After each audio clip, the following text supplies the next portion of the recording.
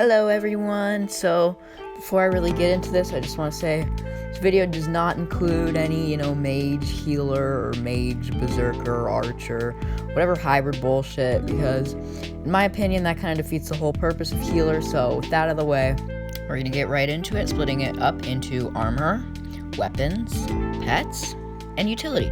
So now first we're starting right off with armor because I said so. So for healer, the armor you're going to want to always get is the sort of tanky setup because no mana or strength is really needed. So if you're just starting out on entrance, a set of any dragon armor will do. Protector or old would be best, or strong or superior if you have so. When you start maybe grinding some floor 1s, a holy dragon set or even 3/4 rotten and a mender helmet may work. Once you advance to around floor 3, you're going to need at least some zombie soldier armor with a mender helmet or a fedora, which will probably work for floor 4 and for floor 5 if you have some legendary zombie soldier and a mender fedora. Now, if you want to actually start grinding floor 5, you're going to need to get yourself a floor 5 and a floor 6 carry, and please make sure it's someone trustworthy who won't scam you. Discords are great places for that. Also, if you need help, you can just leave a comment and I can help you with that. Make sure to leave your IGN. You're going to want yourself necromancer lord leggings and boots, and just keep whatever chestplate you had earlier. Should be fine just to use a legendary zombie soldier one, but that's just going to be for grinding F5. Once you want to move on to F6, this is going to be a little bit harder. You're going to want to swap your chestplate out for one of 3 chestplates.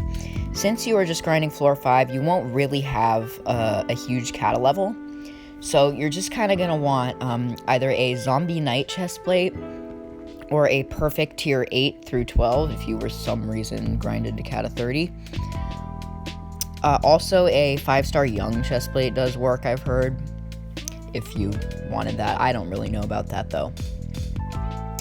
So floor 7, that's the big boy. You're really gonna have some trouble with that.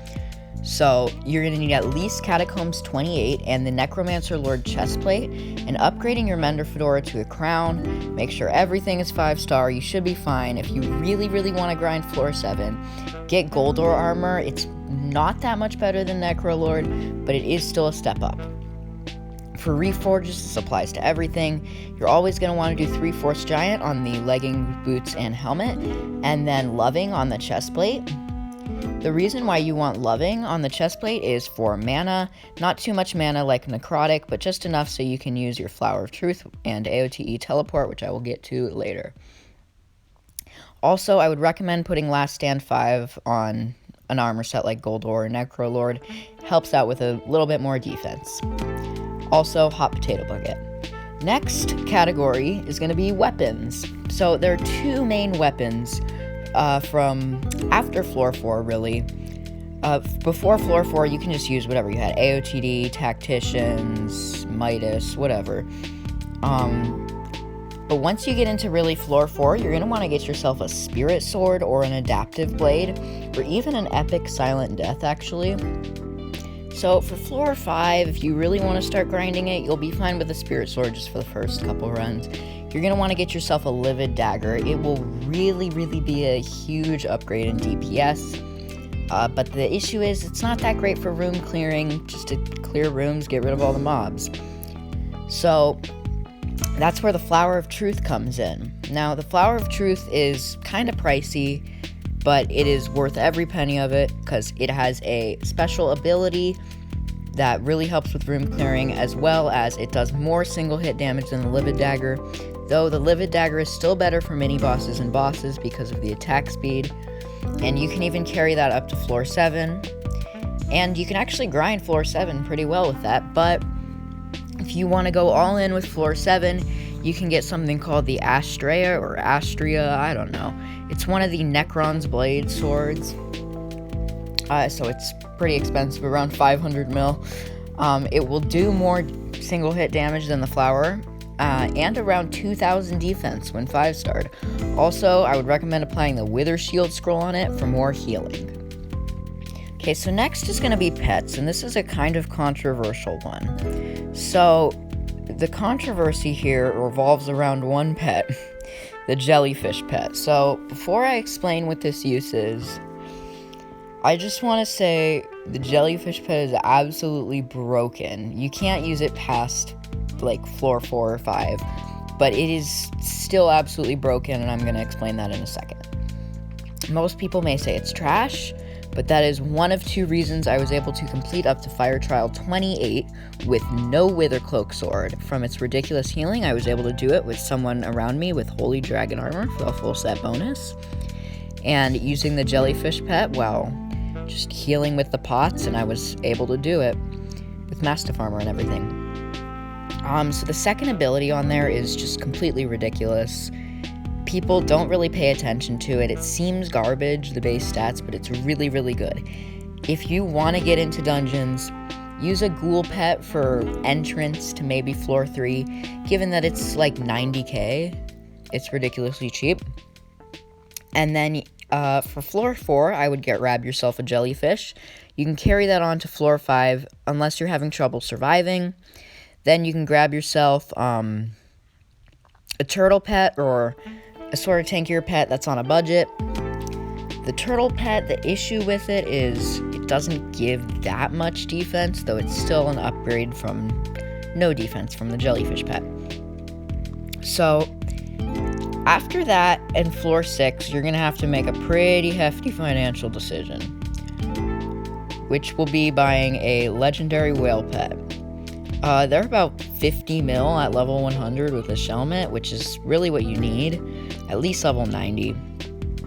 So be cautious of that, but it's probably the best choice. So I got over double my effective HP from it at level 100. Mine brought me from 623,000 to 1.42 million effective HP at the end of any run. So this is the best pet for healer. And yes, Yeti does exist, but that's only good if you have a set of either Necron or Shadow Assassin armor or something that gives you a lot of strength. And that's not very needed, given that healers don't need that. Now lastly is going to be utility. There are 3 main things for utility, but there's lots and lots you can do. So first thing is an aspect of the end. You need that for like entrance. It's the greatest thing. It helps so much. I don't know what I would do without it.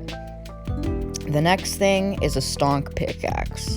Now, the stonk, a lot of people don't use it, but it's broken, especially now that the aspect of the end through iron bars is patched. You might have even seen in the background recording that I did here. I used it a couple times just to get secrets through walls.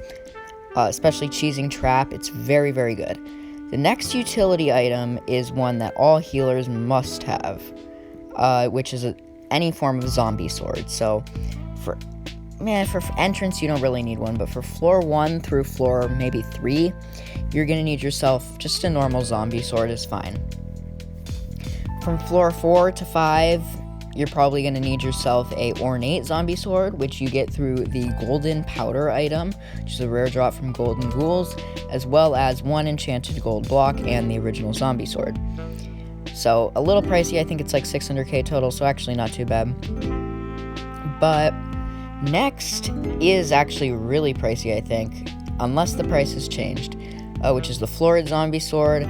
I think mine was 8 mil to upgrade with the healing tissue or something like that. I have an extra set of enough healing tissue to make one if you want to come visit me.